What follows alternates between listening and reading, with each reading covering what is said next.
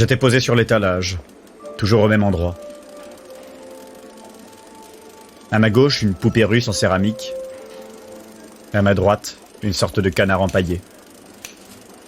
Il y avait d'autres objets autour, une machine à écrire, des vieux appareils photo, des trucs qui n'intéressent pas grand monde. Les raretés ne font que passer, dans ce recoin des puces de Saint-Ouen. Les impertinentes flûtes de jade, les présomptueux coffrets en ivoire, ces crâneuses d'horloges à l'ancienne, trouvaient preneur si rapidement qu'on avait à peine le temps de faire connaissance. Mais moi je restais planté là, et ça m'allait bien. J'étais en bonne compagnie, et l'habitude faisant bien son travail, je me rappelais même plus de ce que je faisais avant. Libéré de mon passé, j'accueillais chaque jour d'un œil bienveillant.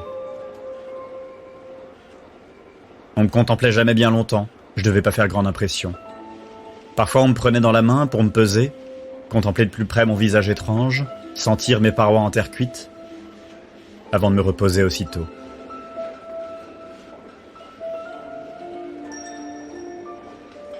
Mais quand le pianiste a poussé les portes du magasin, il m'a regardé trop fixement pour réussir à s'en défaire. C'était un de ces types trop polis pour partir sans rien acheter, alors comme je coûtais pas bien cher, il m'a empoché sans s'en vouloir.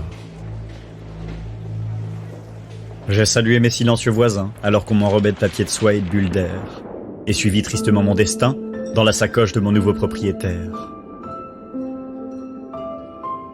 Sa piole était moyenne, baignée de soleil des premiers rayons jusqu'au déjeuner, et puis peu à peu plongée dans une obscurité qui allait très bien avec les hauts murs de velours vert. Il m'a posé sur le couvercle du piano, où je pouvais voir le divan, un petit lit défait, et même un petit bout de ciel par-dessus les toits parisiens de l'autre côté de la fenêtre. Sur les toiles qui pendaient au mur, des voiliers, des vieilles voitures, des scènes du siècle d'avant qu'il ne regardait jamais. Après une nuit nerveuse et un café, il s'est mis au clavier. Sans un regard, ni pour les tableaux, ni pour dehors, ni pour moi. Un sol dièse, un mi et un la ont fendu le silence. Et je l'ai senti se réfugier, derrière ses paupières, dans un vide plein d'éclat. Il jouait avec le cœur, et se propulsait dans chaque geste. En m'y plongeant avec lui, je me suis rappelé qu'autrefois j'avais un cœur aussi. Et j'ai même cru le sentir battre à nouveau. Ou peut-être n'était-ce que les cordes, frappées juste sous moi dans le piano.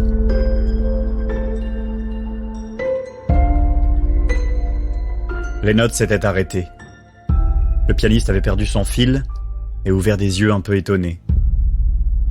Il a inspiré un grand coup et relancé la musique.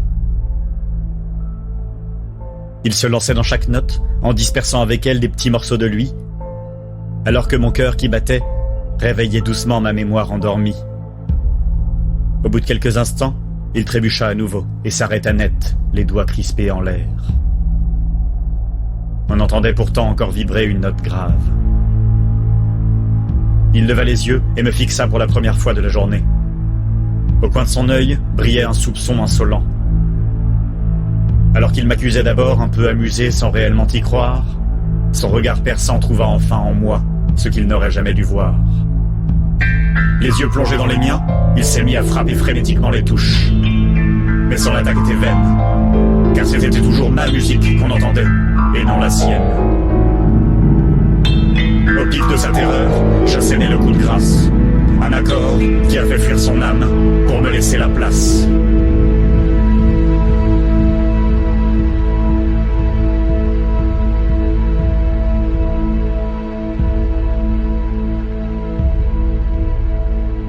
Le calme est revenu, un peu avant midi. Dans les derniers rayons de soleil au coin de la chambre, j'y la grotesque statuette en morceaux. Je ne reconnais pas ces tableaux, pas ce lit, ce divan ni ce piano.